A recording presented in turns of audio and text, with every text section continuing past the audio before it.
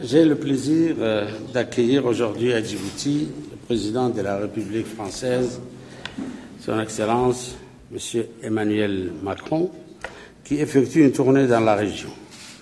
Je tiens tout d'abord à le remercier d'avoir répondu à mon invitation de venir à Djibouti depuis notre dernière rencontre en novembre dernier lors des commémorations du centenaire de l'armistice de 1918. C'est également un honneur pour nous que la première étape de la tournée du président Macron dans la région commence par Djibouti. Cela témoigne de la solidité des relations bilatérales entre la France et Djibouti, ainsi que de l'attachement des dirigeants des deux pays à ces relations.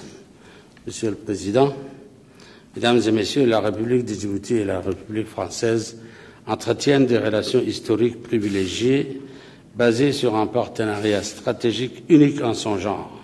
Ce dernier étant motivé par la présence de la plus importante base militaire française en dehors du territoire français, ainsi que par l'existence du traité de coopération en matière de défense entre nos deux pays. Loin de se limiter aux relations stratégiques, ces relations couvrent tous les domaines de coopération possibles, en partant de la politique à l'économie, en passant par le commerce, l'enseignement supérieur et le développement urbain. J'ai échangé avec le président Macron sur toutes ces facettes de la coopération franco-djiboutienne et sur les voies et moyens de les renforcer davantage. Nous avons également parlé de réelles opportunités d'investissement qui existent pour les sociétés françaises à Djibouti, notamment dans les domaines des infrastructures, de la logistique et de l'énergie. Un certain nombre de sociétés françaises sont déjà en pourparlers avec des sociétés djiboutiennes sur un certain nombre de projets. Monsieur le Président Macron et moi-même les encourageons à poursuivre leurs discussions et à les concrétiser pour le bénéfice mutuel de nos deux pays et peuples. Il existe également la nouvelle zone franche internationale de Djibouti, qui est disposée à accueillir les PME et les PMI françaises qui souhaitent se rapprocher de leur marché d'exportation ou trouver de nouveaux débouchés pour leurs produits.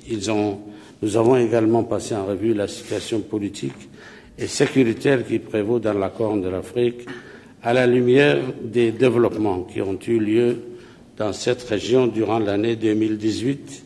Nos deux pays ont accueilli favorablement la paix retrouvée entre l'Érythrée et l'Éthiopie après 20 ans d'hostilité.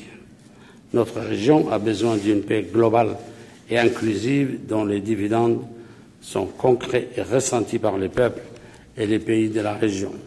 J'ai profité de cette rencontre avec le président Macron pour lui réitérer, ainsi qu'à son pays, notre gratitude pour le soutien de la France à la position de Djibouti lors de l'adoption de la résolution 2444 du Conseil de sécurité. Ce soutien a permis que les différends frontaliers avec l'Érythrée ainsi que la question des prisonniers djiboutiens restent soumis à l'attention du Conseil de sécurité en vue de leur règlement définitif. Enfin, nous sommes d'avis que nos deux pays doivent rester vigilants face à la situation sécuritaire qui prévaut dans cette région. Le terrorisme et l'extrémisme violent en Somalie, la situation de guerre civile au Yémen, le Sud-Soudan après l'accord de paix, autant de situations que les pays de la région et la communauté internationale doivent suivre avec attention tout en essayant d'être proactifs. Je conclus mes propos en réitérant la bienvenue au président Macron et à son importante délégation à Djibouti et en leur souhaitant d'y passer un agréable séjour. Je vous remercie de votre attention et invite le président Macron à prendre la parole avant la séance des questions.